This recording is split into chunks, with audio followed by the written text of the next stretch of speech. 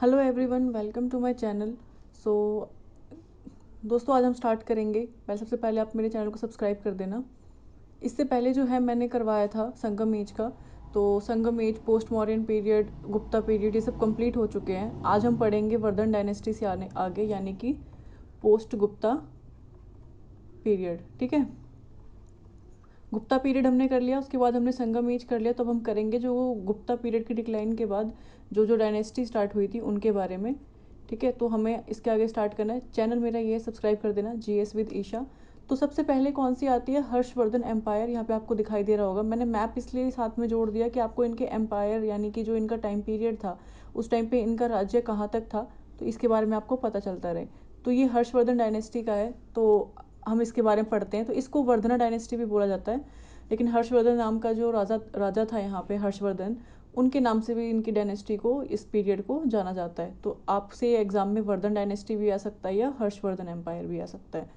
तो आगे हम देखें तो the Pushyabhuti dynasty also known as Vardhan dynasty. तो पुष्यभूति डायनेस्टी जो है, मैं आपको बताऊंगी कैसे रिलेट करता है यहाँ से हर्षवर्धन का। तो पुष्यभूति डायनेस्टी को ही हम वर्धन डायनेस्टी बोलते हैं। ठीक है, came into prominence after the decline of the Gupta empire. तो गुप्ता एम्पायर मैंने कंप्लीट करवाया था। संगम एज जो था वो साउथ का था, तो वो मैंने कंप्लीट करवा दिया आफ्टर गुप्ता पीरियड के बाद। ठीक है, सतवाहनास वगैरह भी मैंने सारे करवाए थे, आपको ध्यान होगा अगर आपने वीडियोस पुरानी देखी होंगी तो। अब अगर हम उसी टाइम के, यानी कि गुप्ता के डिक्लाइन के बाद नॉर्थ में क्या हो रहा था, तो हम वो पढ़ेंगे आज। ठीक है, तो जस्ट गुप्ता एम्पायर के डिक्लाइन के बाद जो है वर्धन डायनेस्टी आई थी यहाँ पर नॉर्थ में। He was succeeded by his elder son Rajyavardhan. तो राज्यवर्धन ने किसको सक्सीड किया? वर्धन डायनेस्टी को, या पुष्यभूति डायनेस्टी भी आप बोल सकते हो। तो किसने? राज्यवर्धन ने। ठीक है, यहाँ पे मैंने मैप बनाया है कि प्रभाकर वर्धन थे, उनके बाद राज्यश्री, राज्यवर्धन और फिर हर्षवर्धन, ये तीन आए थे। बताऊंगी स्टोरी क्या है। After his brother's death at age of 16, यानी हर्षवर्धन के जो भाई थे राज्यवर्धन, इनकी डेथ हो गई थी 16 साल की उम्र में। तो हर्षवर्धन जो है बन गए थे रूलर, कहाँ के? थानेश्वर के, अनडिस्प्यूटेड रूलर थे। क्योंकि जो, अब आपको क्या याद रखना है कि जो राज्यवर्धन थे और हर्षवर्धन थे, तो ये दोनों ब्रदर थे, भाई थे। ठीक है, तो आपको ये ध्यान रखना है कि राज्यवर्धन पहले राजा बने थे, उस इनकी डेथ के बाद। ठीक है, जो गुप्ता एम्पायर के डिक्लाइन के बाद he was succeeded by his elder son Rajyavardhan. कौन? वर्धन या पुष्यभूति। फिर इसके बाद हम देखें, जब राज्यवर्धन बन गए तो ये 16 साल की उम्र में इनकी मृत्यु हो गई, और इनके भाई जो कि हर्षवर्धन थे, इन्होंने जो है सत्ता संभाली थी। और कहाँ के रूलर बन गए थे? ये थानेसर के। ठीक है, फिर हम देखते हैं जो कि मॉडर्न डे हरियाणा है, ये आप मान सकते हैं एरिया, हरियाणा वाला। ठीक है, being one of the largest Indian empire of the 7th century. तो जो वर्धन डायनेस्टी है, या हर्षवर्धन एम्पायर है प्रॉपर, ये जो है उस टाइम की लार्जेस्ट एम्पायर मानी जाती थी इंडिया की। कब? 7th सेंचुरी CE में। It covered the entire north and north western India. आप खुद देख रहे हैं कि पूरा नॉर्थ, सिर्फ जम्मू कश्मीर वाला एरिया छोड़ के, ये पूरा नॉर्थ का एरिया, नॉर्थ वेस्टर्न एरिया, ये सारा कवर करता था। ठीक है, नेक्स्ट हम देखते हैं, in the east, east side की बात करें, हिज एम्पायर एक्सटेंडेड टिल करमरूपा। क्या है? कमर रूपा, ये रहा, यहाँ तक इनका एम्पायर यहाँ पे था। तो इसको हम इस, यहाँ जहाँ तक इनका एंड हुआ है, यहाँ इस बाउंड्री को हम बोलते हैं Kamarupa. And run all the way of the Narmada river, मतलब जहाँ तक नर्मदा रिवर थी वहाँ तक इनका राज्य फैला हुआ था। It is said that his empire was spread across the present day state, कहाँ? Orissa, Bengal, Punjab and the whole Indo Gangetic plane.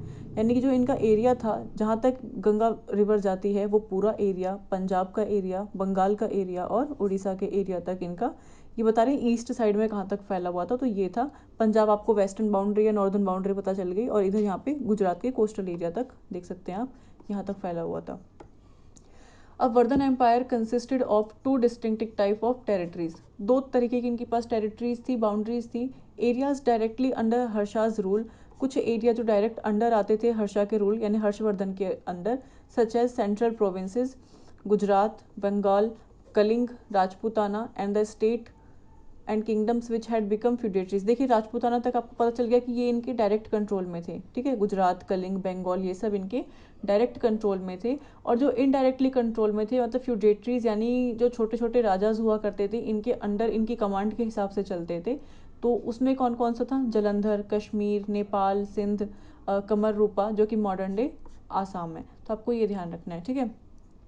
Harshvardhan की बात करें तो ये काफ़ी ही फेमस राजा रहे हैं अपने टाइम के, और काफ़ी सारी जो बाहर से ट्रैवलर्स आते थे, फॉरेन ट्रैवलर्स, उन्होंने इनके बारे में अपनी अलग अलग बुक्स में बताया है। तो हम वो भी पढ़ेंगे कि किस किस ट्रैवलर ने इनके बारे में अपनी कौन सी बुक्स में, किस इंस्क्रिप्शंस में क्या क्या लिखा है। किंग हर्षवर्धन की बात करें तो इनको हर्षा के नाम से भी जाना जाता है। He was the son of Prabhakar Vardhan, ठीक है, यानी कि वर्धना डायनेस्टी जिनके नाम से जानी जाती है, तो उनका नाम प्रभाकर था। तो प्रभाकर से ही कौन आए थे, प्रभाकर से आए थे राज्यश्री, राज्यवर्धन और हर्षवर्धन। तो हम किसके बारे में पढ़ रहे थे, तो यहाँ पे आगे जो हर्षवर्धन है ये बेटे थे प्रभाकर वर्धन के, and the founder of the Pushyabhuti dynasty. कौन, हर्षवर्धन पुष्यभूति डायनेस्टी के फाउंडर थे, और द वर्धन डायनेस्टी के, तो ये आपको ध्यान रखना है। तो प्रभाकर वर्धन के ये बेटे थे, प्रभाकर वर्धन फाउंडर थे पुष्यभूति डायनेस्टी के और वर्धन डायनेस्टी के, कंफ्यूज नहीं होना है, ठीक है। अब बात करते हैं Harsha's reign seemed to mark a transition from the ancient to the medieval period. तो गुप्ता एम्पायर तक हम मानते हैं कि हमारा एंशियंट इंडिया चल रहा था, लेकिन जो इसके बाद जो डिक्लाइन होता है गुप्ता एम्पायर का और ये वर्धन डायनेस्टी आती है, या आप मान सकते हैं हर्षवर्धन एम्पायर आता है, तो ये जो पीरियड है ना, इसे बोलते हैं कि एंशियंट इंडिया का डिक्लाइन हुआ और मिडेवल इंडिया का स्टार्ट हुआ। तो इस तरीके से इसको माना जाता है। When decentralised regional empire continuously struggled हर फॉर हेजेमनी, यानी कि अब पहले तक सेंट्रलाइज्ड था, एक राजा के अंदर पूरा एरिया होता था, लेकिन अब क्या हो रहा था, धीरे धीरे जो है इंडिया के जो भारत का जो भाग था वो छोटे छोटे हिस्सों में अलग अलग राजाओं के अंदर आने लग गया था। इससे क्या होता था कि बाहर के जो आक्रमण होते थे, बाहर से जो इन्वेजन होते थे, फॉरेन इन्वेजन जो इंडिया में होते थे अलग अलग राजाओं के द्वारा, बाहर के रूलर्स के द्वारा, वो इजीली अटैक कर पाते थे इंडिया के ऊपर, क्योंकि सत्ता इतनी पावरफुल थी नहीं उस टाइम पे। अब यहाँ से कोई भी आराम से एंटर कर पाता था, अगर इतना पार्ट भी उसने कट कर लिया तो वो साउथ तक भी आ जाता था। तो ये प्रॉब्लम थी। पहले क्या था, गुप्ता एम्पायर हो या मौर्यन एम्पायर हो, उसके टाइम पे ये पूरा राज्य जो है, पूरा इंडिया जो है उनके कंट्रोल में था, तो इतना आसान नहीं होता था उस टाइम पे बाहर से कोई आ जाए।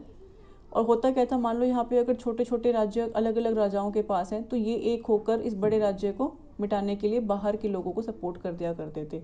इस चीज़ में ही क्या हुआ था, हमारे ऊपर मुगलों का शासन हुआ था। तो ये चीज़ मैं आपको बाद में बताऊंगी, पहले हम एंशियंट इंडिया कहाँ ख़त्म हुआ इसके बारे में देखते हैं। He was the last ruler of the Vardhan empire. कौन, Harshavardhan. The last great empire in ancient India before the Islamic invasion. जैसे मैंने बताया ना, इस्लाम का इन्वेजन हुआ, बाहर से इस्लामिक इन्वेजन्स हुए, आक्रमण हुए बाहर से लोगों के। तो ऐसे क्या हुआ, इनका जो एम्पायर था, या जो इनकी राज्य का जो इनका एरिया था, वो कम होता चला जा रहा था। He built a huge empire. Harshavardhan ने बहुत ही बड़ा एम्पायर अपना बनाया था और एक्सटेंड किया था उसको नॉर्थ से लेके नॉर्थ वेस्टर्न तक। तो नॉर्थ का एरिया ही तक ये सीमित रह पाए थे, साउथ तक ये नहीं आ पाए थे गुप्ता और मौर्यंस की तरह, ठीक है। टिल द नर्मदा, यानी नर्मदा रिवर को तो वैसे भी हम बाउंड्री मानते हैं नॉर्थ और साउथ की, तो आप समझ सकते हैं नर्मदा इन द साउथ तक। His capital was Kannauj. तो कन्नौज जो है इनकी कैपिटल थी, किसकी, हर्षवर्धन की। आपको कैपिटल्स भी राजाओं के याद होने चाहिए। His reform and policies were generous and were pledge aimed at boosting the peace and prosperity. तो पीस और प्रोस्पेरिटी में ये बिलीव करते थे, ठीक है, अपने लोगों के साथ। He was a Hindu.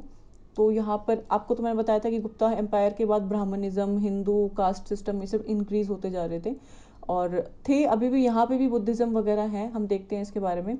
He was a Hindu, but later इन्होंने क्या किया, महायान बुद्धिज़्म को अपना लिया, ठीक है।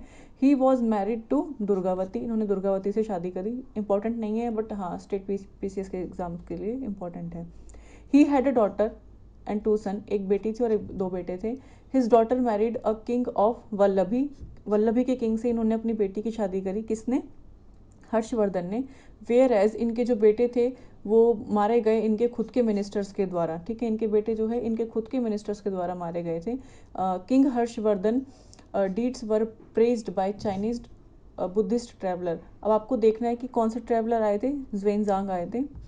उन्होंने अपनी राइटिंग में बताया है इनके बारे में, और इनके जो एफर्ट्स थे बुद्धिज़्म के लिए लेके, तो उसको ये काफ़ी प्रेज करते हैं, यानी उनकी सराहना करते हैं, ठीक है।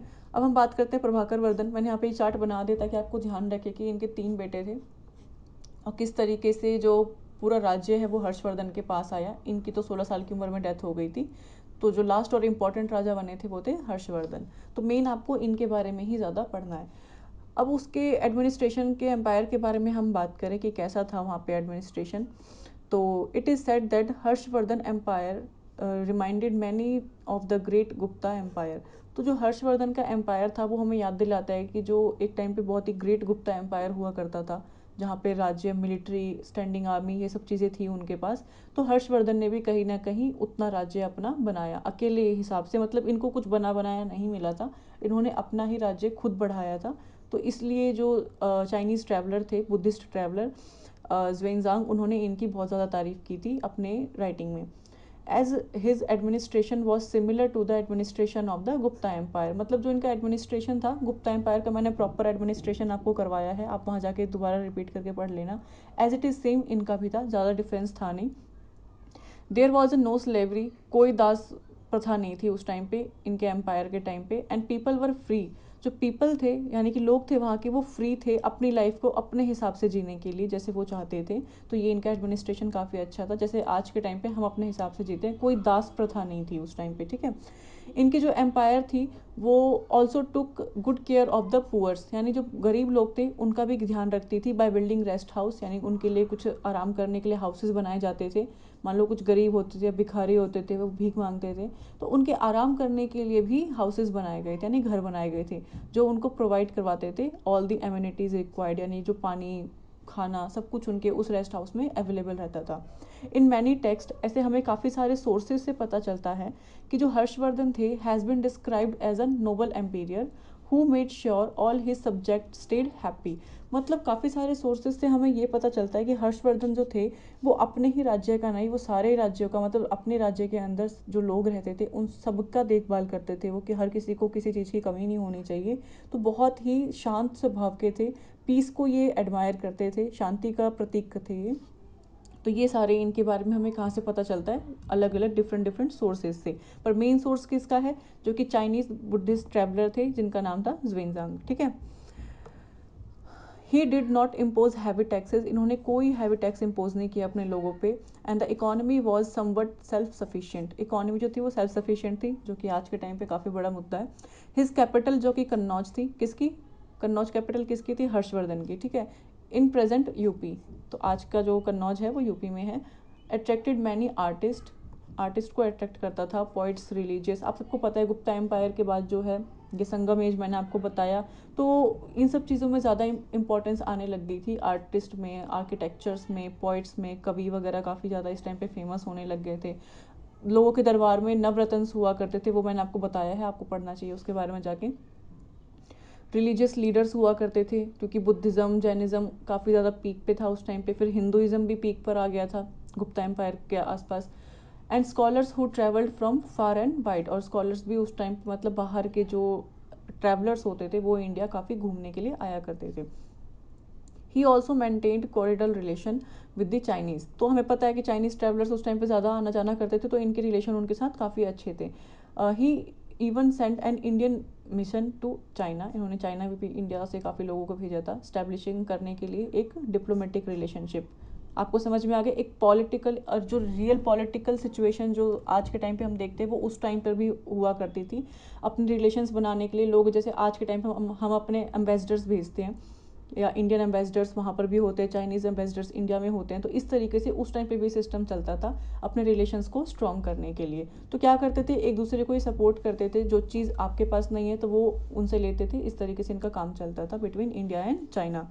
दी फेमस, ऐसा नहीं है कि किसी और कंट्री का नाम दे देंगे तो आप उस कंट्री पे टिक लगा देंगे, चाइना के साथ ही उन्होंने अपने रिलेशन जो है स्ट्रॉन्ग किए थे बस, और किसी कंट्री के साथ नहीं। The famous Chinese monk and traveller Xuanzang spent 8 years, ये पूछा गया है क्वेश्चन कई बार कि जो चाइनीज़ ट्रैवलर थे ज़्वेनज़ांग, इन्होंने इंडिया में कितने साल अपने बिताए थे। तो इनका आपको याद रखना है कि 8 साल तक ये इंडिया में रहे थे, कब, इसके एम्पायर के, हर्षवर्धन के टाइम पे। During the course of his rule Harshvardhan build a strong army, standing army थी इनकी, काफ़ी स्ट्रॉन्ग थी। हिस्टोरिकल रिकॉर्ड्स, मतलब कुछ रिकॉर्ड्स हमें मिले हैं जिससे हमें पता चलता है कि 1 लाख इनके पास कैवलरी थी, 50,000 इन्फेंट्री थी, 60,000 इनके पास एलिफेंट्स हुआ करते थे ड्यूरिंग द पीक ऑफ इस रीजन, जब इनकी जो एक्सटेंड कर रहे थे अपनी आर्मी को ये उस टाइम पे अपना रीजन एक्सटेंड कर रहे थे। Further during Harsha's reign there was paucity of coins, मतलब कॉइन्स भी इन्होंने काफ़ी बनाए थे in most parts of northern India में। दी फैक्ट सजेस्ट करते हैं, कुछ फैक्ट्स हैं जो बताते हैं कि जो इकोनॉमी थी वो फ्यूडल थी नेचर में, मतलब किसी एक की तरफ ज़्यादा वो नहीं था, हर किसी को अपना अपना हिसाब से इकोनॉमी, मतलब अपने हिसाब से वो खेती करना चाहे, वो जो काम करना चाहे, मतलब जैसे हमने देखा है ना गुप्ता एम्पायर में कास्ट सिस्टम काफ़ी ज़्यादा ग्रो कर रहा था कि ब्राह्मण्स जो थे वो प्रीस्ट ही रहेंगे, क्षत्रिय जो है वो वॉर करेंगे और शूद्रास जो है वो लोअर लेवल के ही काम करेंगे। यहाँ पे ऐसा कुछ भी नहीं था, जिसको जो मन था वो उस हिसाब से अपनी लाइफ जीता था। Independent rulers collectively known as, जो इंडिपेंडेंट रूलर्स हुआ करते थे उनको क्या कहते थे, महासमानताज, ठीक है। पेड ट्रिब्यूट टू हर्षवर्धन, तो जो मैंने बताया ना फ्यूडेटरीज हुआ करते थे इनके अंडर, जो अलग अलग जगह के छोटे छोटे राजा थे उनको ये क्या बोलते थे, जो हर्षवर्धन के अंडर रहते थे लेकिन वो भी रूलर्स ही हुआ करते थे, उन्हें महासमानताज बोलते थे। And also helped him by supplying military री, ठीक है। तो हर्षवर्धन एक, आपको एक बताती हूँ, हर्षवर्धन यहाँ है तो इनके अंडर और भी काफ़ी सारे रूलर्स हैं जिनको महामात्माज बोले गए थे, इनके अंडर फिर गाँव या विलेज दे रखे थे संभालने के लिए, ठीक है। This played an important role in the expansion of Harsha, इनके एम्पायर में। क्या होता था कि इस राजा के पास, मैं दोबारा से बताती हूँ,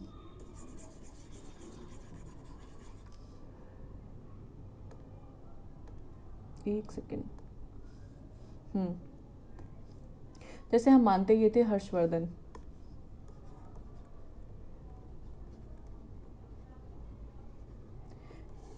तो ये सबसे इम्पोर्टेंट रूलर थे। अब इनके अंडर थे, मान लीजिए 4 रूलर थे इनके अंडर, तो इनका क्या था, अब इनके एरिया में किसी चीज़ की कमी है, इनके एरिया में किसी चीज़ की कमी है, इनके एरिया में भी और इनके एरिया में भी, तो ये क्या करते थे, सबको एक रखते थे, रूलिंग इनकी होती थी, ये इनके अंडर सारे रूलर्स काम करते थे और इन रूलर्स के अंडर प्रॉपर एरिया हुआ करते थे। तो जिसको जिस चीज़ की कमी होती थी वो इनसे सप्लाई और, समझ रहे, ट्रेडिंग का काम कर एक तरीके से चलता था, इस तरीके से इनकी इकोनॉमी भी चलती थी, जो इनके पास है वो इनको देते थे और जो इनके पास था वो इस तरीके से। तो ये एक तरीके से लीड कर रहे थे सारे रूलर्स को कि आप इस तरीके से काम करेंगे, और इसी तरीके से अब कोई दूसरा रूलर है तो वो भी इनसे आके जुड़ता था कि इनके राज्य में भी कुछ कमी हुआ करती थी तो वो पूरी हो जाएगी। तो इस तरीके से इन्होंने अपना जो एरिया है वो एक्सपेंड किया था, ठीक है। नेक्स्ट देखते हैं हम इनके बारे में, आर्ट और एजुकेशन के बारे में। तो क्या था उस टाइम पे आर्ट और एजुकेशन, तो Harsha was a pattern of both art and education, दोनों चीज़ों को मानते थे ये, दोनों में इनका इंटरेस्ट था और इन्होंने उस चीज़ को बढ़ाया भी था। He himself was an author, वो अपने आप ही एक ऑथर थे, एंड रोट 3 संस्कृत प्लेज, तो हर्षवर्धन ने 3 संस्कृत प्लेज लिखे थे जिनका नाम ये रहा, मैं ब्रैकेट में इसको कर दे रही हूँ, नागनंद, रत्नावली और प्रियदर्शिका। तो ये तीनों के तीनों आपको एग्जाम में टर्म्स दे दिए जाएंगे, किस राजा के द्वारा लिखा गया है, कौन सा प्ले है, संस्कृत प्ले है, तो ये आपको ध्यान रखना है।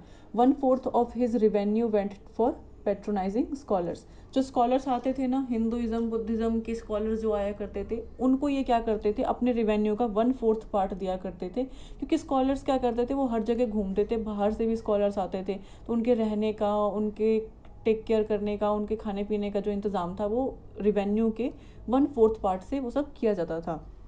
तो ये इंपॉर्टेंट पार्ट है, ये ध्यान रखना है। फर्दर बात करें आगे, Xuanzang gives a quite vivid description, नए ट्रैवलर का नाम जुड़ा है यहाँ पे, वेनसांग, इन्होंने एक डिस्क्रिप्शन दिया of the famous Nalanda university which was at its zenith during the Harsha's reign. तो नालंदा यूनिवर्सिटी हम सबको पता है कि बख्तियार खिलजी ने, जब मुगलों का आक्रमण हुआ था तो बख्तियार खिलजी ने नष्ट किया था, वो भी एक जेलस के कारण। तो उस हर्षवर्धन के टाइम पे जो नालंदा यूनिवर्सिटी काफ़ी पीक पे था, तो आपको ये ध्यान रखना है। नालंदा हैड अराउंड 10,000 स्टूडेंट्स थे उस टाइम पे और 2,000 टीचर्स हुआ करते थे। नालंदा यूनिवर्सिटी कहाँ पर है, ये बिहार में है, ठीक है। द करिकुलम इंक्लूड्स वेदास, अब उसमें पढ़ाया क्या जाता था नालंदा यूनिवर्सिटीज़ में, वेद के बारे में, Buddhism, philosophy, logic, urban planning कैसे होती है, मेडिसिन का काफ़ी ज़्यादा उसमें वहाँ की बुक्स में चीज़ें बताई गई थी, अगर आज वो होती तो काफ़ी अच्छा रहता। लॉ के बारे में था, एस्ट्रोनॉमी, हर चीज़ की बुक वहाँ पे अवेलेबल थी नालंदा यूनिवर्सिटी में। Also a famous Indian writer and poet named Banabhatta, Banabhatta का नाम हर्षवर्धन से बहुत ज़्यादा जुड़ा हुआ है, आपको जहाँ भी हर्षवर्धन का नाम और बाणभट्ट दिखे आपको वहाँ पर टिक लगाना है, क्योंकि जो ये इनके राज्य के बहुत ही फेमस किंग थे, हर्षवर्धन के कोर्ट के किंगडम के। तो बाणभट्ट जो है ये सर्व करते थे एज द अष्ट अष्टना कवि यानी प्राइमरी पोइट थे इनके किंगडम के इन द कोर्ट ऑफ हर्षवर्धन। तो हर्षवर्धन के कोर्ट के सबसे इंपॉर्टेंट पोइट कौन से थे? बाणभट्ट, ये आपको ध्यान रखना है। सोसाइटी एंड रिलीजन की बात करें तो caste system was prevalent among Hindus. तो कास्ट सिस्टम जो हिंदूज, मतलब यहाँ पर भी हिंदुइज्म कहीं ना कहीं राइज था, ऐसा था इनकी सोसाइटी में भी, भले ही वो अपनी तरफ से कोशिश करते थे कि सबको इक्वली ट्रीट करें, लेकिन कास्ट सिस्टम यहाँ पे अवेलेबल था। दे वर डिवाइडेड इनटू 4 कास्ट, वही सेम चीज़ जो मैंने बताई, ब्राह्मण, वैश्य, क्षत्रिय और शूद्र। तो ये कभी ख़त्म ही नहीं हुआ और ये जो है आज तक चल ही रहा है किसी तरीके से। और इनके खुद के सब कास्ट हुआ करते थे। अब ब्राह्मण्स में भी सब कास्ट बनने लग गए, वैश्यस में भी सब कास्ट बनने लग गए, क्षत्रियों में भी, सॉरी क्षत्रिय और शूद्राज में भी। अब हम बात करते हैं स्टेटस क्या था वुमेन्स का। ठीक है, the status of woman decline as compare to the liberal era. अब तक हम देखते आ रहे थे लेटर वैदिक एरिया के पीरियड के बाद, या मौर्यस के या गुप्ता एम्पायर का ही हम ले लें एग्जाम्पल, सतवाहनास का ले लें, हम संगम में ले लें, यहाँ पे औरतों को एक अच्छी खासी पोजीशंस दी गई थी। वो पॉलिटिकल असेंबलीज में बैठ सकती थी, उनको मतलब खुद इंटरकास्ट मैरिजेस अलाउ किए गए थे, विडो प्रैक्टिस कहीं कहीं देखी गई थी, सती प्रथा का एंड हो चुका था ऑलमोस्ट। पर यहाँ पे क्या हुआ है कि यहाँ पर हमें फिर से दिख रहा है कि वुमेन्स की जो कंडीशन है वो डिक्लाइन होती जा रही थी।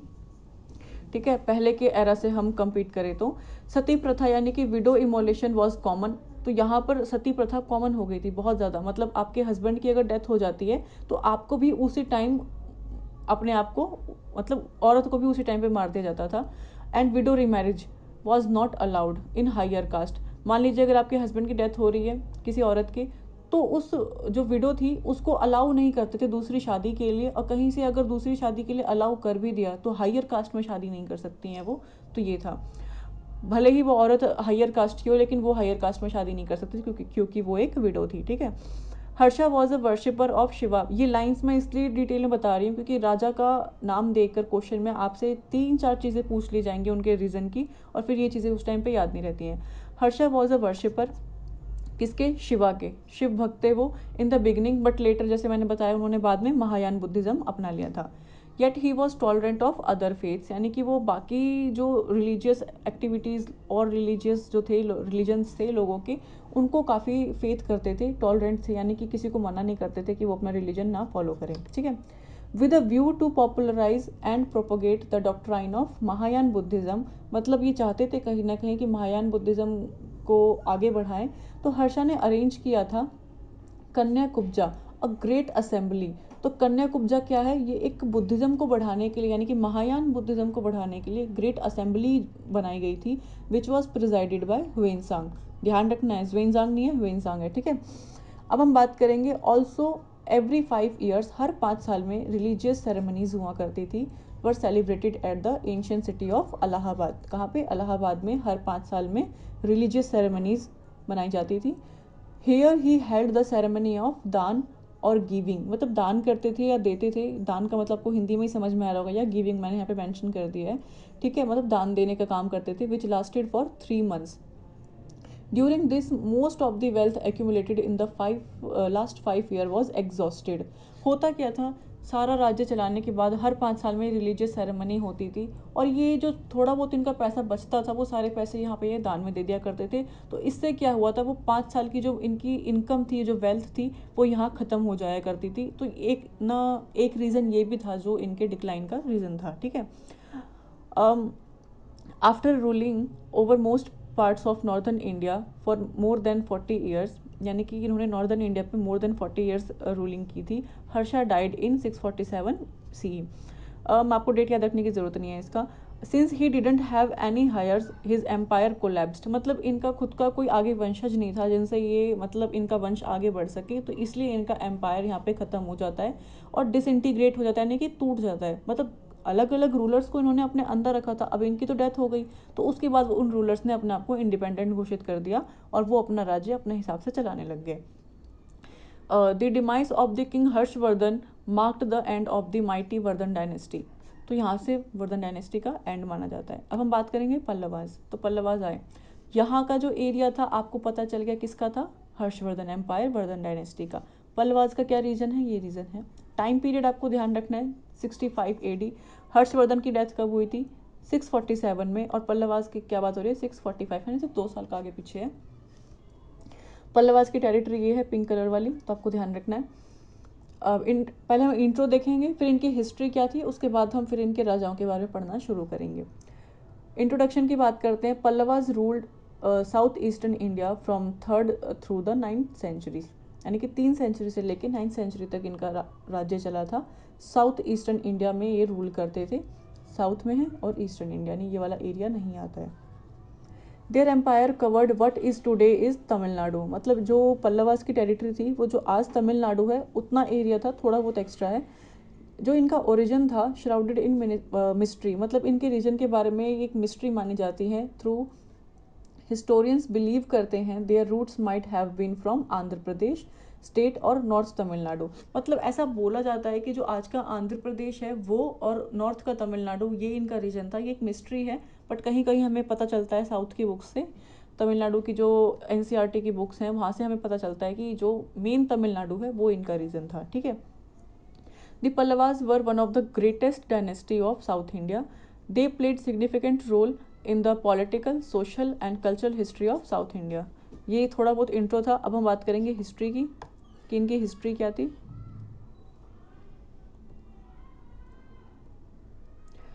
चलिए अब हम बात करेंगे अर्ली पल्लवास की, जो अब 3 टाइप के मैं आपको बताते जाऊंगी। सबसे पहले जो स्टार्टिंग के जो पल्लवास आए थे, इनका 2 बार टाइम पीरियड आया था, इन्होंने रूल किया था। पहला मैंने आपको कौन सा टाइम पीरियड बताया इनका, जो था 645 में। अब जो सेकंड इम्पीरियल पल्लवास आएंगे वो 557 में आएंगे, हम इनके बारे में पढ़ेंगे। तो अर्ली पल्लवास की बात करें तो Pallavas rose to the power during the later part of the Ikshvaku rule in Andhra. मैंने आपको बताया था सतवाहना डायनेस्टी जब मैंने पढ़ाया था कि इक्ष्वाकु रूलिंग वहाँ पे हुई थी आंध्र प्रदेश में। तो इनके बाद पल्लवास आए थे वहाँ पे। पल्लवा किंग थे सिंहवर्मन, वर्मन बोल सकते हो, सिंहवर्मा बोल सकते हो, ठीक है। Defeated the Ikshvaku king Rudra पुरुष दत्त। तो इक्ष्वाकु के किंग थे जो आंध्र प्रदेश में रूल करते थे, जिनका नाम था रुद्र पुरुष दत्त, जिनको हराया था पल्लव किंग ने, जिनका नाम था सिंहवर्मन। ठीक है। In 300 CE and establish Pallava rule in coastal Andhra. तो इन्होंने स्टैब्लिश किया था अपना रूल कोस्टल आंध्रा में, which was known at that time as Karmarashtra में, and started a political power in south India. It is believed that Simhavarman was the founder of this dynasty. किस dynasty के? Pallava dynasty के सिंहवर्मन जो है फाउंडर थे।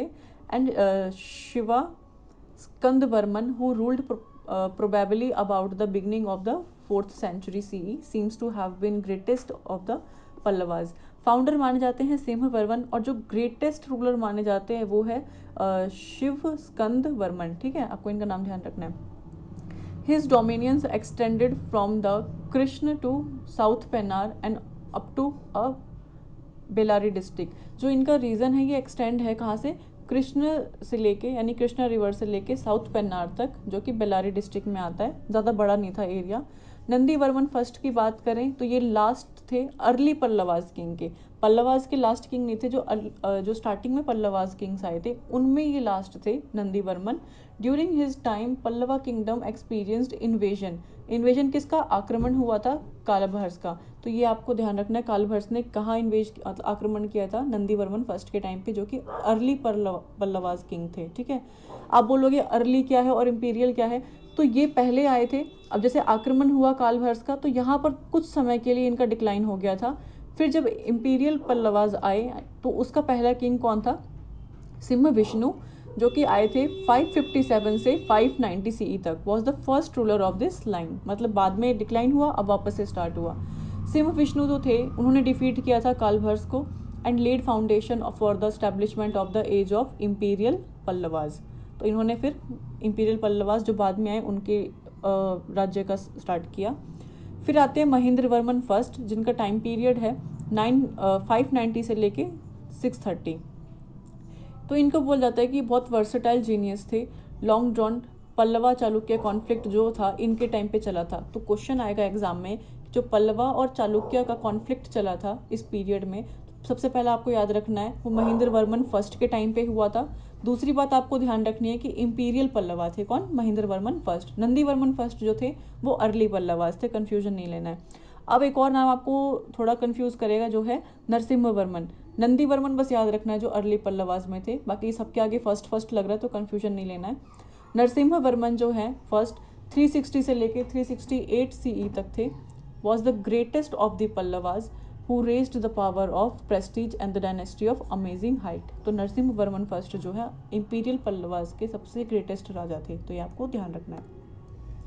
He had the title महामल और ममल्ला। तो ठीक है, किसने लिया ये? नरसिम्हा वर्मन फर्स्ट का नाम है। ये एग्जाम में पूछा गया है कि ममल्ला नाम से कौन जाना जाता है, तो Narasimha Varman first. The Pallava Chalukya conflict that was started by his father. तो पल्लव चालुक्य कॉन्फ्लिक्ट जो है ये स्टार्ट किया गया था इनके father was successfully continued by him. किसके फादर के द्वारा? नरसिम्हा वर्मन फर्स्ट के फादर के द्वारा, जो इन्होंने कंटिन्यू आराम से किया। Another notable achievement of Narasimha Varman first was his noble expedition to Sri Lanka to reinstate the Sinhalese prince Manavarman. ठीक है, क्या बोल रहा है ये? एक अलग इनका अचीवमेंट है नरसिम्हा वर्मन फर्स्ट का, was his noble expedition to Sri Lanka. तो इन्होंने अपने किसी नोबल एक्सपीडिशन को श्रीलंका भेजा था टू रीइंस्टेट करने के लिए सिनहेल्स प्रिंसेस मन्नवर्मन को। During his region Xuanzang visited the Pallava capital Kanchi. तो किसके टाइम पे? नरसिम्हा वर्मन के रूलिंग के टाइम पे जो ह्वेनसांग थे चाइनीज ट्रैवलर, ये इनकी कैपिटल कांची में आए थे। तो आपको ध्यान रखना कि कांची जो कैपिटल थी वो नरसिम्हा वर्मन की थी। ठीक है, and noted that Buddhism and Jainism flourished in the city besides Hinduism। तो पल्लव डायनेस्टी में क्या हुआ? जैसे आपने पढ़ा अभी, इससे पहले हमने पढ़ा वर्धन डायनेस्टी, यहाँ पर जो है हिंदुइज्म ज़्यादा इंपॉर्टेंट हो गया था। महायान और बुद्धिज्म भी था लेकिन हिंदुइज्म का ज़्यादा था यहाँ पे। लेकिन पल्लवास की डायनेस्टी में क्या हुआ? इनके टाइम पे जो है बुद्धिज्म और जैनिज्म जो है फ्लोरिश हो रहा था besides Hinduism. Besides he was a great builder have constructed Mamallapuram. तो नरसिम्हा वर्मन को ममल्ला क्यों बोला जाता है अब आपको समझ में आ जाएगा, क्योंकि इन्होंने ममल्लापुरम बनाया था। And created the monolithic raths. इन्होंने रथ बनाए थे, रॉक कट रथ हुआ करते थे, यानी पत्थर को काट काट के इन्होंने रथ बनाया था अपने रीजन में। तो आपको ये भी ध्यान रखना है। महेंद्र वर्मन सेकंड आता है, इनका टाइम पीरियड है, हल्का हल्का आपको याद रखना है क्योंकि क्रोनोलॉजिकल ऑर्डर में पूछ ले जाएगा पहला रूलर कौन है, दूसरा, तीसरा, चौथा, इस तरीके से याद रखना है। Mahendra Varman second ruled for a very short period, सिर्फ 2 साल के लिए ये रूल करते हैं। Since he was killed by Chalukya king Vikramaditya. Vikramaditya के द्वारा इनको मार दिया जाता जो कि चालुक्य किंग होते थे। तो आपको समझ में आ गया कि पल्लव डायनेस्टी के बाद अब कौन सी डायनेस्टी आने वाली है? चालुक्य। नेक्स्ट आते हैं परमेश वर्मन फर्स्ट। फाइनली ये जो है ये जीत जाते हैं decisive victory over the Chalukyas and their allied the Gangas. तो क्या करते हैं? परमेश वर्मन जो है ये चालुक्य को हरा देते हैं, उन पर अपनी विक्ट्री लेते हैं और अलाई कर लेते हैं गंगास के साथ में, मतलब उनको उनके ऊपर भी अपना कंट्रोल ले लेते हैं। कौन? परमेश वर्मन। नरसिम्हा वर्मन सेकंड। फर्स्ट के बारे में बहुत कुछ है पढ़ने के लिए, सेकंड के बारे में ज़्यादा कुछ नहीं बट है। इन्होंने जो है टाइटल लिया था राजसिम्हा का, किसने? नरसिम्हा वर्मन सेकंड ने, और नरसिम्हा वर्मन फर्स्ट ने ममल्ला का। He enjoyed a peaceful region and credited with the construction of large and beautiful temples. इन्होंने अपना रीजन बहुत ही पीसफुली कंट्रोल किया और कंस्ट्रक्ट किए बहुत ही लार्ज और beautiful temples like shore temples at Mamallapuram and the Kailasanatha temple in Kanchi. तो कांची तो इनकी कैपिटल था, इसलिए आपको ध्यान रखना है कि इन्होंने कहाँ पे? ममल्लापुरम और कलिसानाथ जो टेम्पल इन्होंने बनाया कांची में, शोर टेम्पल ममल्लापुरम में। द फेमस संस्कृत, देखिए ममल्लापुरम जो स्टैब्लिश किया था सिटी वो नरसिम्हा वर्मन फर्स्ट ने, और यहाँ पर जो शोर टेम्पल बनाया था ये नरसिम्हा वर्मन सेकंड ने। द फेमस संस्कृत स्कॉलर थे Dandin is said to have adorned his court. तो संस्कृत स्कॉलर थे, दांदिन का नाम दिया जाएगा आपको, किसके कोर्ट में थे? नरसिम्हा वर्मन सेकंड के कोर्ट में। ही सेंट एम्बेसीज टू चाइना, ये चाइना में अपनी एम्बेसीज भेजा था इन्होंने। एंड द मैरीटाइम ट्रेड इन्होंने किया था फ्लोरिस्ड ड्यूरिंग हिज रीजन, मतलब पानी के थ्रू जो ट्रेड होता था, वाटरवे ट्रेड जो हुआ करते थे वो इनके टाइम पे स्टार्ट हो गए थे। नंदी वर्मन सेकंड की हम बात करें तो was a worshipper of Vishnu. तो ये विष्णु की पूजा करते थे, ग्रेट पैटर्न थे लर्निंग के। लर्निंग मतलब इनको लर्न करना चीज़ें, अलग अलग चीज़ों को देखना वो अच्छा लगता था। During his region several old temples were renovated. किसने? पुराने जो टेम्पल्स कभी टूट गए होंगे या खंडित हो जाते हैं उनको इन्होंने कंस्ट्रक्ट कराया, रिनोवेट करवाया। किसने? नंदी वर्मन सेकंड ने। देखिए वीडियो थोड़ी लंबी जाएगी, पढ़ना है, एक एक चीज़ बहुत इंपॉर्टेंट है। And new ones like the Vaikuntha Perumal temple, क्या है, वालकुंत पेरुमल टेम्पल, जो कि ये भी कांची में कंस्ट्रक्ट किया था, लेकिन ये नंदीवर्मन ने किया था। और जो पहला टेम्पल कांची में किया था कालीसानाथ, ये नरसिंहवर्मन सेकंड ने किया था। नाम सबके सेम सेम लग रहे होंगे, बट याद रखना है आपको। End of the Pallavas rule, finally इनका एंड हुआ। Vikramaditya second attack the temporary occupation of Kanchi and may be regarded as the beginning of the end of Pallavas supremacy over the south India. ये कह रहा है कि विक्रमादित्य सेकंड ने अटैक किया और इन्होंने कांची पे कंट्रोल लिया, जो कि इनका कैपिटल था। और ऑब्वियसली है, पहले लड़ाइयों में अगर आपने कैपिटल कंट्रोल कर लिया तो पूरा एरिया आपका होता था। यहाँ पर भी इन्होंने कुछ ऐसा ही किया और यहाँ से स्टार्ट होता है पल्लव डायनेस्टी का डिक्लाइन होना, और यहाँ पे साउथ इंडिया में इनका रूल खत्म हो जाता है। Also the Pandyas, the western Gangas and the Rashtrakutas attack करते हैं पल्लव किंगडम पे। देखिए पल्लव किंगडम उस टाइम में कितना स्ट्रांग माना जा रहा है कि किन किन लोगों ने इन पे अटैक किया। वेस्टर्न गंगाज ने, राष्ट्रकूटाज ने और पल्लव किंगडम पे इन्होंने अटैक किया। The Pallava rule lasted till the end of 9th century तक चला। नंदीवर्मन थर्ड आए हम यहाँ पे, ठीक है। तो इन सब के रूल्स आए थे, आप देख लीजिए, ये अलग रूलर्स थे इनके। और अपराजित वर्मन ये लास्ट रूलर थे। लास्ट रूलर तो आपको बिल्कुल ही ध्यान रखना है, ये तो इग्नोर कर ही नहीं सकते हो। The Chola king Aditya first, अब आते हैं चोला किंग। ये डिफीट करते हैं अपराजित वर्मन को एंड सीज करते हैं कांची का रीजन। चेरा, चोलाज, पांड्याज मैं करवा चुकी हूँ, आप संगमेश जाके देख लीजिएगा। With this the Pallava domination over south India, इसलिए मैंने पहले ये वीडियो रिलीज नहीं करी थी, पहले मैंने संगमेश डाली है ताकि वहाँ से फिर आप इसको कनेक्ट कर सकें, ठीक है। तो अब यहाँ से हम आगे स्टोरी अपनी बढ़ाएंगे। इसके बाद हमारा मुगल शासन, यानी सॉरी मुगल कह रही हूँ, मिडिवल इंडिया स्टार्ट हो जाएगा। With this Pallava domination over south India came to be end. Administration की बात करें इनकी, the Pallavas had a well organized administration system, काफ़ी ऑर्गेनाइज्ड तरीके से इन्होंने अपना शासन चलाया था। Monarchy was the order of the day, monarchy के मतलब मैं बहुत बार समझा चुकी हूँ। द टाइटल था Dharma Maharaj, assumed by the kings show that they exercised their rule righteously. मतलब कुछ एक टाइटल है धर्म महाराज, ये किंग जो है वहाँ के हुआ करते थे पल्लव डायनेस्टी की, ये अपने आप को ये टाइटल दिया करते थे। इसका मतलब था कि ये जो भी चीज़ें कर रहे हैं वो सही कर रहे हैं, अच्छे तरीके से कर रहे हैं, राइटियसली कर रहे हैं, ठीक है। The king was the head of the state, obvious है ये। द फाउंटेन ऑफ ऑनर, जज and leader of the armed forces. The Pallava state was divided into kottams, तो कोत्तम वर्ड ये बहुत इंपॉर्टेंट है। जो पल्लवास की जो स्टेट हुआ करते थे इनको हम कोत्तम बोलते थे, डिवाइडेड हुआ करते थे कोत्तम्स में। The kottam was administered by the officers, जिसको किंग अपॉइंट किया करता था, ठीक है। सभा और उरर ये मोस्ट पॉपुलर असेंबलीज थी। असेंबलीज से क्वेश्चन आते हैं तो आपको ध्यान रखना है, दो टर्म दे देंगे, सभा, सभा तो खैर आप समझ जाएंगे। उरर टर्म काफ़ी बार एग्जाम में दिया गया है और पूछा गया ये क्या है, तो ये असेंबली के बारे में बताता है। Land revenue was the major source of income, किसके टाइम पे, पल्लवास के टाइम पे। तो इनका क्या था, टैक्सेस हुआ करते थे, प्रोफेशन पे टैक्स लिया करते थे, मैरिज पे टैक्स लिया करते थे, सॉल्ट मैन्युफैक्चर पे टैक्स था, शुगर और टेक्सटाइल पे टैक्स लेते थे, कैटल रियरिंग वगैरह पे भी ये टैक्स लिया करते थे। रिलीजन की बात करते हैं तो बुद्धिज्म और Jainism were still very active Pallavas के रीजन में, ठीक है। और ये हमें कहाँ से चलता है पता, ह्यून के द्वारा हमें ये चीज़ें पता चलती हैं। Most of the Pallavas king were the followers of Vaishnavism और शैविज्म। हमने इन दोनों चीज़ों के बारे में पढ़ा कि वैष्णविज्म और शैविज्म भी अलग अलग रूलर्स के द्वारा अपनाए गए हैं। जो पल्लव किंग थे वो एज्यूम करते थे टाइटल धर्म महाराज, जो कि दर्शाता था कि ये हमेशा सही काम करते हैं। पर ये और भी क्या करते थे, बट ऑल्सो परफॉर्म द वैदिक सेक्रीफाइसेस। तो ये संगम एज में नहीं था वैदिक सेक्रीफाइसेस, लेकिन यहाँ पर है, लाइक वाजपेयी, अग्निस्थोम, अश्वमेध सेक्रीफाइसेस इन्होंने प्रैक्टिस किए थे। ये आपको याद रखने हैं तीनों नाम। As a result Buddhism and Jainism, मतलब क्या हुआ, जैनिज्म बुद्धिज्म उस टाइम पे राइज था, पीक पे था। लेकिन जो बाद के राजा आए ना, उन्होंने वैष्णविज्म और शैविज्म में ज़्यादा इंटरेस्ट दिखाया, यानी कि एक तरीके से हिंदुइज्म में इंटरेस्ट दिखाया।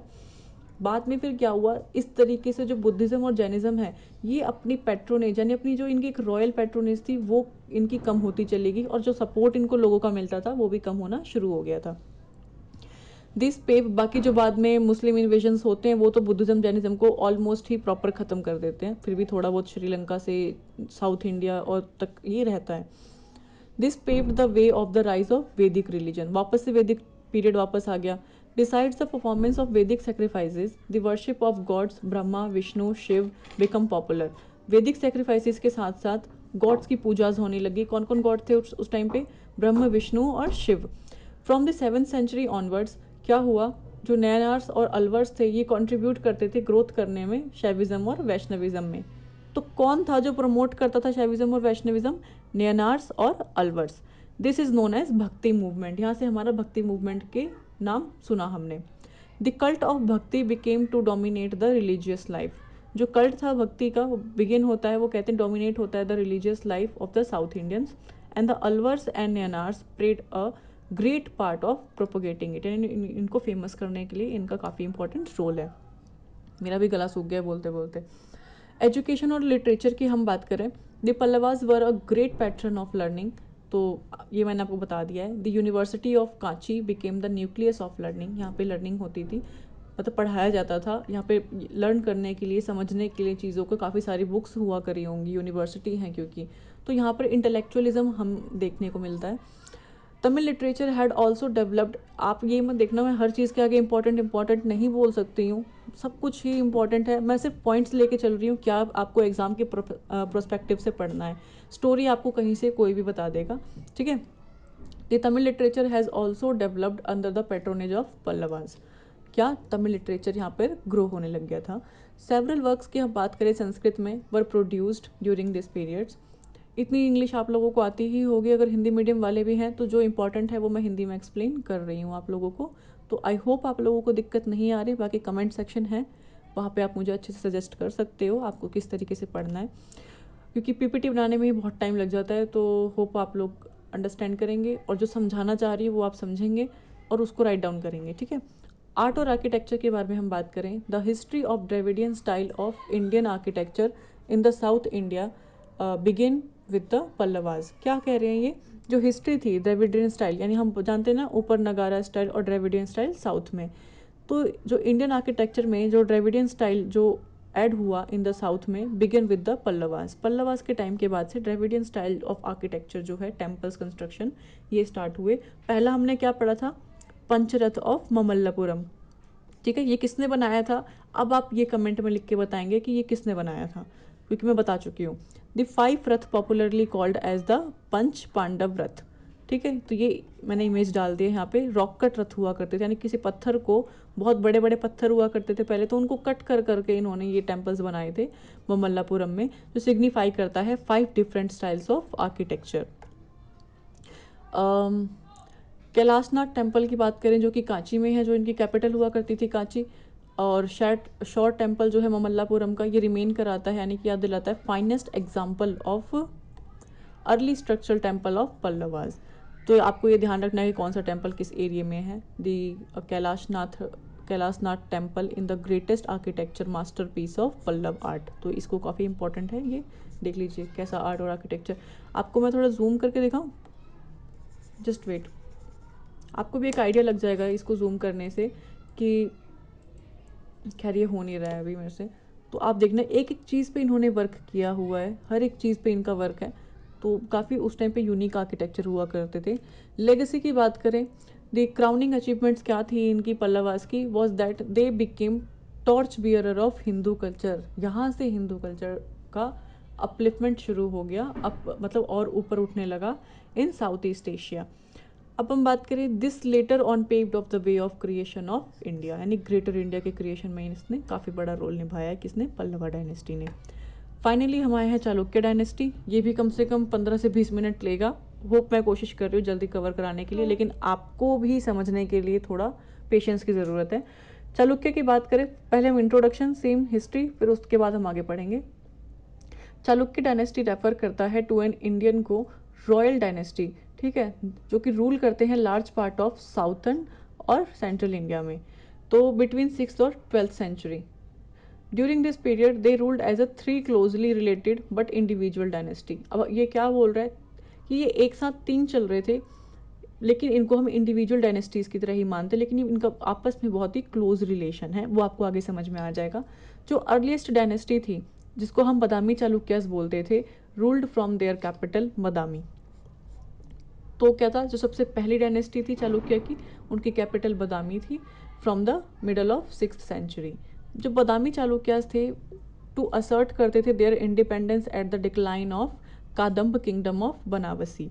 तो बादामी चालुक्याज ने स्टार्ट किया था अपने इंडिपेंडेंस को एट द डिक्लाइन ऑफ, किसका डिक्लाइन हुआ था? कादम्ब किंगडम का, जो कि बनावसी के थे। आपको बस ये ध्यान रखना है कि कादम्ब किंगडम था कुछ जिसके ऊपर ओवरऑल किया था बादामी चालुक्य ने। एंड रैपिडली ये रोज करते गए to prominence during the reason of Pulakeshin second. आगे आपको ये स्टोरी और समझ में आएगी। After the death of Pulakeshin second, जो eastern Chalukya became an independent, यानी कि जो इंक्रीज हुआ वो पुलाकेशिन रीजन के, पुलाकेशिन फर्स्ट के सॉरी सेकंड के रीजन में इंक्रीज हुआ, वहाँ पे इनको काफ़ी प्रोमिनेंस मिला, रोज हुआ, रैपिडली इंक्रीज हुआ इनका राज्य, किसका? बादामी चालुक्य का। फिर क्या हुआ, जब पुलाकेशिन सेकंड की डेथ हो गई तो ये बादामी चालुक्य जो पहले अर्लीस्ट डायनेस्टी थी उसके बाद स्टार्ट हुई दूसरी, जो कि थी eastern Chalukyas became an independent kingdom of eastern Deccan. ये दूसरा आया, मैं बताया तीन थे, थ्री क्लोजली रिलेटेड। पहले हो गए हमारे बादामी चालुक्यस, दूसरे हो गए ईस्टर्न चालुक्यस, ये दूसरे हो गए। दे ruled from the capital of Vengi, तो इनकी कैपिटल क्या थी? वेंगी। इनकी क्या थी? बादामी। इस तरीके से आपको ध्यान रखना है। अबाउट 11th सेंचुरी, और ये कब के थे? 6th सेंचुरी के मिडल के। इन द वेस्टर्न डेक्कन, अब क्या किसकी बात हो रही है? वेस्टर्न डेक्कन में, यानी वेस्ट साइड में, पश्चिम साइड में। The rise of Rashtrakutas in the middle of 8th century eclipsed हो गया and the Chalukyas of Badami before being revived by their descendants, यानी कि अब आते हैं वेस्टर्न चालुक्यस, किसके बाद? राष्ट्रकूटाज के बाद। राष्ट्रकूटाज का डिक्लाइन हो गया मिडल ऑफ 8th सेंचुरी में, चालुक्याज आ गए और उन्हीं के कुछ लोगों ने, बादामी चालुक्य के ही लोग जो थे, उन्होंने यहाँ पे स्टैब्लिश किया western Chalukya in the 10th century. Those Western Chalukyas ruled from Basav till the end of 12th century. I hope आपको ये पूरी स्टोरी समझ में आ गई है कि तीन क्लोज थे चालुक्यास, जो कि थे बादामी चालुक्यास, ईस्टर्न चालुक्यास और वेस्टर्न चालुक्यास। बादामी चालुक्यास की जो कैपिटल थी बादामी थी, जो कि चलिए मिडल ऑफ 6th सेंचुरी से स्टार्ट हुआ। ईस्टर्न चालुक्यास की जो कैपिटल थी वो वेंगी थी, जो कि 11th सेंचुरी के आसपास की है। और अगर हम बात करें वेस्टर्न चालुक्यास, तो ये 10th सेंचुरी के आसपास तक रहे थे। तो आई होप आपको ये क्लियर हो गई पूरी स्टोरी। जनरेशन वही थी, पर इन्होंने स्टैब्लिश, कहते ना कि एक ही खून था इन सबका, एक ही राज्य से निकले हुए थे, बस इन्होंने अपने अपने हिसाब से नाम रख दिए थे अपने अपने राज्यों के। The rise of Chalukyas marks an important milestone in the history of south India and a golden as माना जाता है हिस्ट्री ऑफ कर्नाटक। अब तक हमने तमिलनाडु के बारे में पढ़ा, अब हम पढ़ेंगे कर्नाटक के बारे में, ठीक है। तो इनका राइज जो है साउथ इंडिया के लिए गोल्डन एज माना जाता है कर्नाटक के लिए, ठीक है। जो पॉलिटिकल एटमॉस्फेयर था साउथ इंडिया का, वो शिफ्ट हो गया from smaller kingdoms to large empire.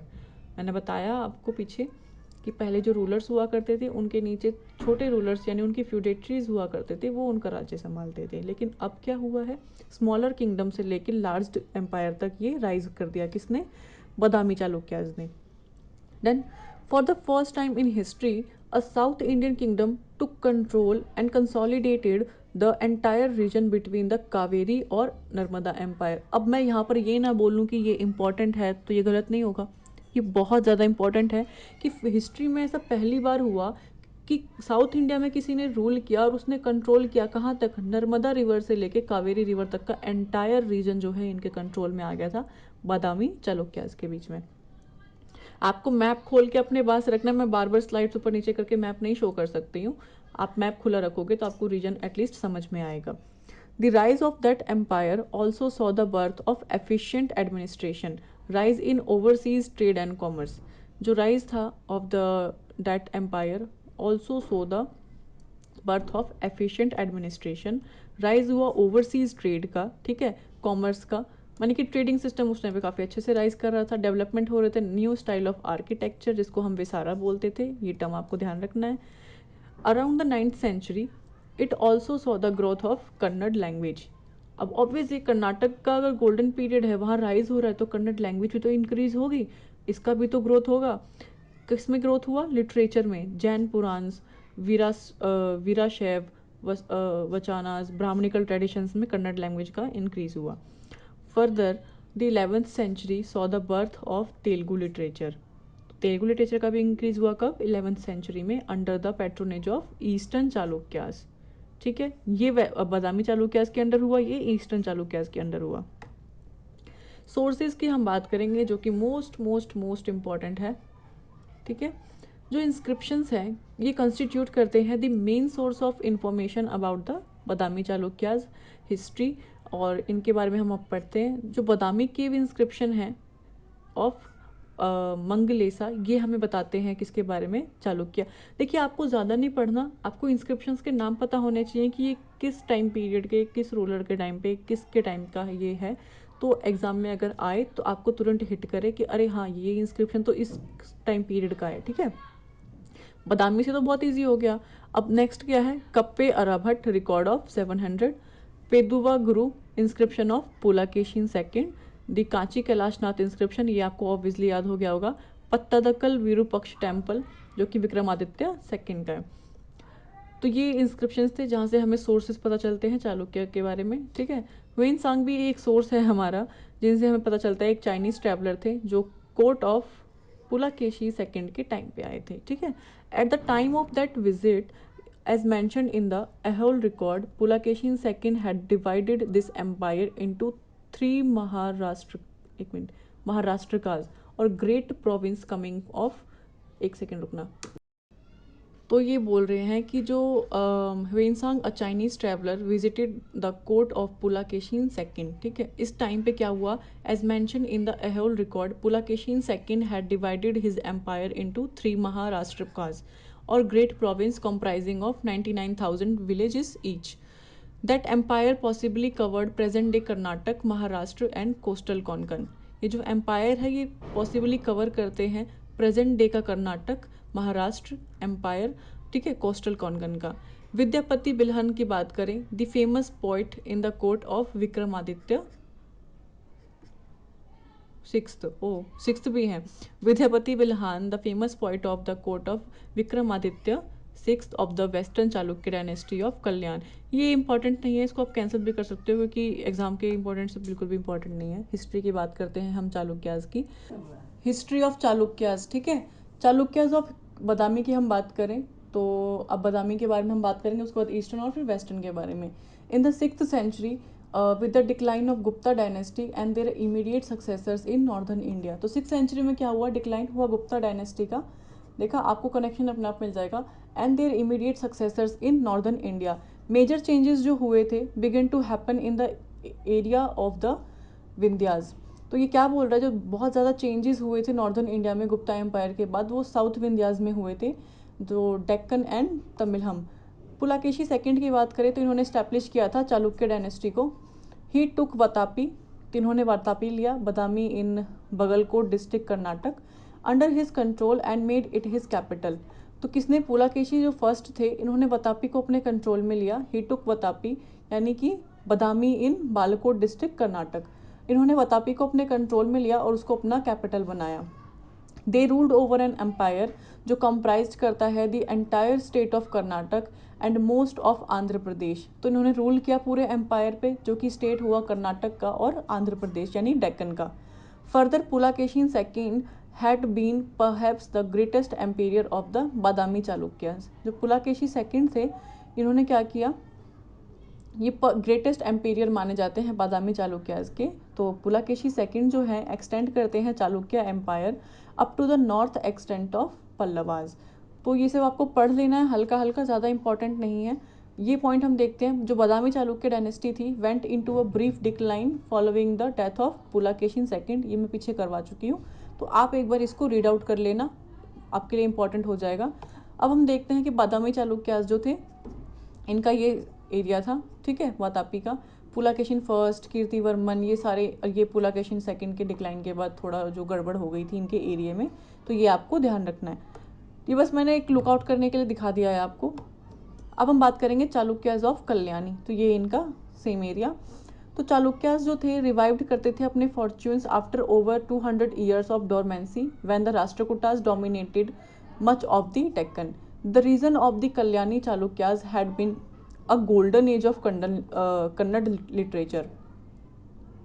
यानी कि जो कल्याणी चालुक्यास हुआ करते थे उनके एरिया को हम बहुत इंपॉर्टेंट मानते हैं क्योंकि उस टाइम पे कन्नड़ लिटरेचर जो है बहुत इंक्रीज हुआ था। ताइलप्पा सेकंड की बात करें तो एक राष्ट्रकूट फ्यूडेटरी थे, रूलिंग करते थे फ्रॉम तारावादी 1000 यानी कि बीजापुर डिस्ट्रिक्ट के। Overthrew Karka second and re-establish the Chalukyan kingdom and recover the most of the Chalukya empire. किसने? तैलप्पा ने क्या किया? तो इन्होंने काफ़ी सारा जो एम्पायर था चालुक्य एम्पायर का उसको रिकवर किया, रीस्टैब्लिश किया इन्होंने चालुक्य किंगडम को। तो ये ध्यान रखना है। This dynasty came to be known as the western Chalukya. किसको हम बोलते हैं? जो चालुक्यास ऑफ कल्याणी थे इन्होंने ही, इन्हीं को हम बोलते हैं western Chalukyas dynasty. Later Chalukya dynasty भी हम इनको बोलते हैं। स्कॉलर्स जो हुआ करते थे widely considered Vikramaditya sixth the greatest ruler of this dynasty. तो चालुक्य जो वेस्टर्न चालुक्यास थे उनके हम इम्पॉर्टेंट रूलर बोले तो वो विक्रमादित्य सिक्स्थ थे, जिनका रीजन 50 साल का था। इस रीजन को हम कहते हैं चालुक्य विक्रम एरा। तो आपको ध्यान रखना है इसको कि चालुक्य विक्रम एरा हम किसे बोलते हैं, तो वो पार्ट है वेस्टर्न चालुक्य डायनेस्टी का ही। तो लेटर क्या बात कर रहे हैं कि western Chalukya went into their final resolution कब? 1180 with the rise of Hoysalas, Kakatiya and Seuna. तो इनके राइज के हिसाब से क्या हुआ, जो वेस्टर्न चालुक्यस थे इनटू देयर फाइनल रिजोल्यूशन में आ गए, इनका एंड हो गया यहाँ पर और राइज हो गए इन 3 राज्यों के, इन 3 रूलर्स के। ठीक है, तो ये ध्यान रखना है आपको। अब हम बात करेंगे ईस्टर्न चालुक्यास की। इतना डिटेल में आएगा नहीं, मैं थोड़ी स्टोरी इसलिए करवा दे रही हूँ ताकि आपको याद रहे कि ये 3 क्लोज रिलेशंस वाली स्टोरीज थी। पुलाकेशिन सेकंड की बात करें तो कॉन्क्वर्ड करता है ईस्टर्न डेक्कन पार्ट को, corresponding to the coastal district of modern Andhra Pradesh in 616। तो क्या था कि इसने कॉन्क्वर्ड कर लिया था ईस्टर्न डेक्कन को, कोस्टल डिस्ट्रिक्ट यानी कि आज का जो आंध्र प्रदेश है उस एरिया को। Defeat the remnants of the Vishnukundina kingdom. तो इसने क्या किया था? डिफीट किया था विष्णुकुंडिया किंगडम को पुलाकेशिन सेकंड ने स्टैब्लिश करने के लिए eastern Chalukyas. After the death of Pulakeshin second जो वेंगी वाइस रॉयलिटी थी डेवलप्ड हुई इनटू अ इंडिपेंडेंट किंगडम। मैंने बताया था ना वेंगी कैपिटल थी, किसकी कैपिटल थी आप बताओगे। तो पुलाकेशिन सेकंड के डेथ के बाद क्या हुआ, इसने अपने आप को इंडिपेंडेंट किंगडम घोषित कर दिया and include the region between Nellore और विशाखापट्टनम का एरिया इन्होंने अपने अंदर ले लिया। After the decline of the Badami Chalukya empire in the mid 8th century territorial disputes flared up between the Rashtrakutas. ठीक है, क्या हुआ जब डिक्लाइन हुआ बादामी चालुक्यास का मिडल 8th सेंचुरी में, तो टेरिटोरियल डिस्प्यूट्स होने लगे, मतलब उनके खुद के एरिया में डिस्प्यूट्स चलने लग गए between Rashtrakutas and the new rulers of western Deccan and eastern Chalukyas में। राष्ट्रकूटाज, वेस्टर्न डेक्कन यानी कि वेस्टर्न चालुक्याज और ईस्टर्न चालुक्याज के बीच में डिस्प्यूट्स होने लग गए जब डिक्लाइन हुआ बादामी चालुक्याज का। लेटर हम बात करें, the Fortune of the eastern Chalukyas took a turn around 1000 CE। क्या बोल रहा है ये कि बाद में क्या हुआ, जो ईस्टर्न चालुक्यास थे इनका टर्न आया, ये इन्होंने फिर 1000 CE के आगे अपना राज्य संभाला। Initially the eastern Chalukyas had encouraged Kannada language. तो ईस्टर्न चालुक्यास ने भी कन्नड़ लैंग्वेज को बहुत ग्रो किया, इंक्रीज किया लिटरेचर को। तो after a period of time local factors took over, they give importance of Telugu language. तो इन्होंने तेलुगु लैंग्वेज को भी इंपॉर्टेंस दी थी बाद में। आर्ट और आर्किटेक्चर की बात करें तो the period of Badami Chalukyas dynasty saw art flourish in south India. क्या बोल रहा है ये, the period of Badami Chalukya dynasty ने देखा अपना जो आर्ट फ्लोरिश किया साउथ इंडिया में। फिर हम बात करते हैं, it brought about some important developments. कुछ इंपॉर्टेंट डेवलपमेंट्स किए इसने in the realm of culture,